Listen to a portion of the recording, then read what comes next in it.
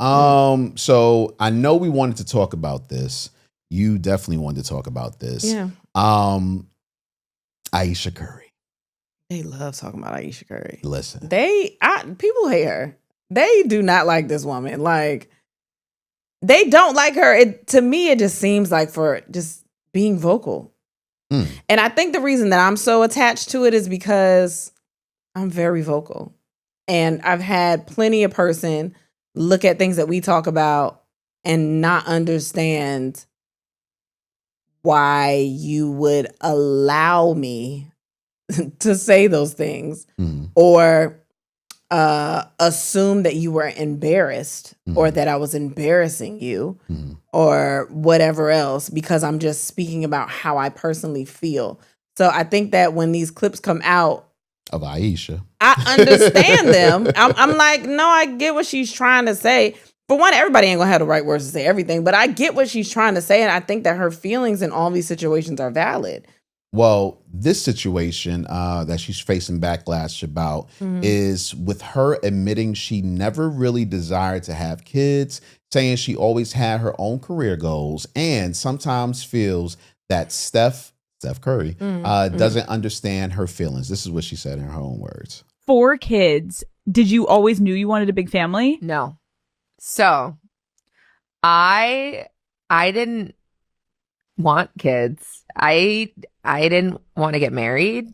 I thought I was going to be career girl and that's it. And I had my eyes set on my goals. And I was never the little girl that like dreamt about the wedding dress and all of that. And then it happened so early in my life. So it's like, it's one of those things like you don't know what you actually don't know what you want. It's so hard also to be the woman in a situation where you're like, men just don't get as much scrutiny. Like they can maybe tell him like your fucking shots suck tonight, but like the looks and all of that is just like not a factor of conversation as much. No. Did you talk to Steph about it? Like, or did you kind of keep it within yourself so it didn't? I do not have a bone in my body that can keep anything to myself. So if it comes to mind, it's coming out. And he's so gracious. Like he tries to resonate with me, but he just can't. And he also comes from a place of like, it's effing stupid. Like, it's not true. So why? And I'm like, but wait, like, listen to how it makes me feel. And he's like, but why does it make you feel like that? It's not real. After we got married, we found out we were pregnant with our daughter so quickly. I didn't even have time to think about what I wanted anymore. It's so interesting. I spent my entire life like trying to work towards something, and then it kind of just disappeared, and I didn't think twice about it. But after my daughter turned 1, I remember there being a shift and being like, I have goals for myself. Like, this doesn't feel right. I love being a mom, but I love doing other things too. And I need to get my shit together and figure out what that looks like for myself now. I think that's the end of the clip. That woman didn't say anything wrong. Thank Nothing. you. Not a damn thing wrong. That shit been pissing me off all week. Like, if you're going to be mad at something that's real. Like, there's no problem with the person saying that their life went a different way than they had initially envisioned. There's nothing wrong with a person saying that, hey, even though I have this and this and this in my life that I'm grateful for, that there are other things personally that I want in my life. And it damn sure ain't nothing wrong with saying that me and my partner don't have the same language. Ain't nothing wrong with any of the shit that she said. Like, niggas be tripping. It's been mostly, and it's been, I've run into a couple men that just aren't in relationship. Like, I don't understand. I think that they got together really young, right? Yeah. I feel like they've been together like really young. If when you're growing up, you see yourself as being this person that is doing these things, and then you meet a guy that ends up being the love of your life and you marry him and your world changes, I mean, especially as you just get older, you just start realizing how like your life is completely different. And she literally said, you actually don't know what you want. And she is in a position now that to other people, it just looks like the perfect position. And it's like, how dare she want something different? Not saying that, she's not even saying about divorcing him. It's just like having an identity for herself.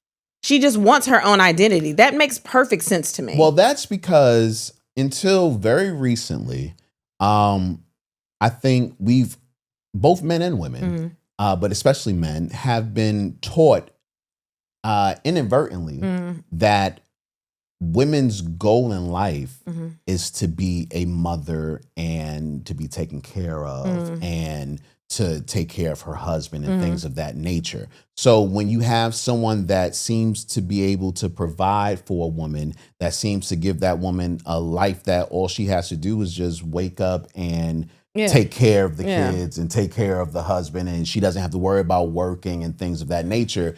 In most men's mind, and probably some women too, this woman shouldn't have anything else to desire. Like, it's like your heart should be full. But the bullshit about it is women won't never cool with that shit, even when it was being paraded as they were. I mean, some women are fine with it. I'm talking about in general. Like a woman is a human. A human doesn't shut off their wants and aspirations. And women aren't a monolith either, to where every woman wants and has aspirations for the same things. It's also just like, it's okay to say that you didn't want kids. I have a friend of mine that we never thought was like, never thought was going to be a mom, but I definitely thought she was going to be just like mostly career. Like she never talked about having kids. It wasn't really on her radar, and then she had a child, and she can't imagine her life without that child. Shit, I know a lot of people, both men and women, that shouldn't have kids, and I'm mad that they did have kids because they ain't shit with kids. That's insane. But like, I think that a lot of the backlash just comes from her being vocal about things. She's saying, I guess, the quiet part out loud, and then I've heard different people say, well, that's something you got to keep in your house. And that's cool, but I'm not trying to be funny. It's entertainment at the end of the day. Like, there are a lot of things that we see on TV that we probably shouldn't know about. She's at a podcast. They're asking her about her life, and she's having an interview answering the questions. You know what? I think a lot of people who say things like that take for granted.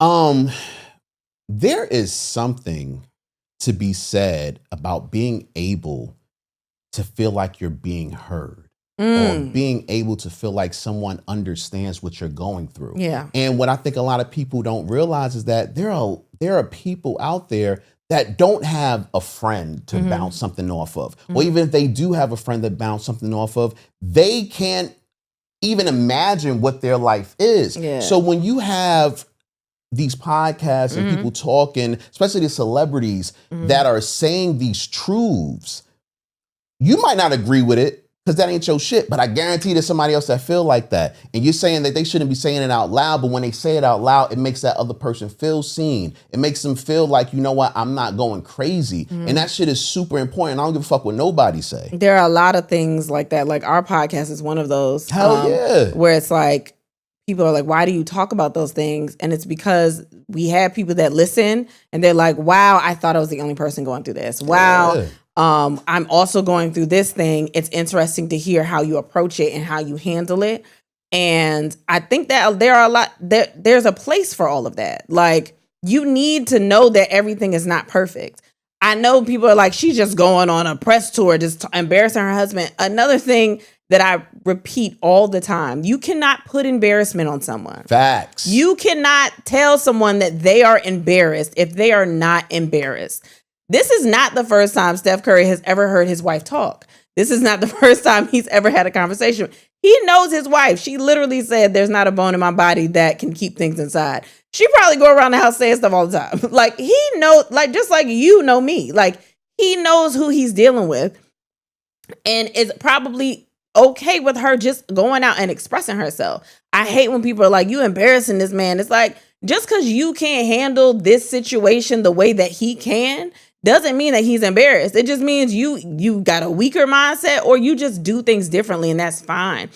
It's not saying that she can't be criticized for what she's saying. Like, you giving it to everybody hearing about it. Of course, we're going to criticize it, but you can't say that what she's doing is wrong. In your opinion, it's not what you would do, but you can't say she don't need to be doing that. She shouldn't be doing that. You can judge it and be like, well, I don't really fuck with that, but she can do whatever the fuck she wants to do. There are people that are listening to her saying this and saying, damn, I relate. I'm one of those people. I heard it and I was like, damn. I mean, granted, I did always want to have kids, but I thought that my life would be different at one point in my life. And then things changed in my life where I was like, well, this fits what my life is.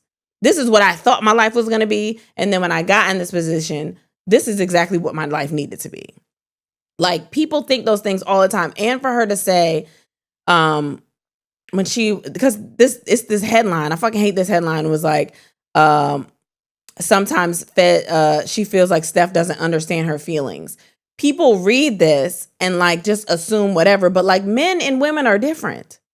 The way she said that he approaches stuff is the same way you approach stuff with me, where I'm like, you're trying to understand it, but you don't understand what I'm going through because it doesn't make sense to you. That's fine. Like, y'all don't understand y'all women all the time. That's a thing that happens. Like, there are plenty of men out here that don't understand why their wife or their girl or whatever does some of the things that she does. And her trying to explain something like this to him, he's been doing what he's been doing all his life. He's successful. Like, he's been doing this.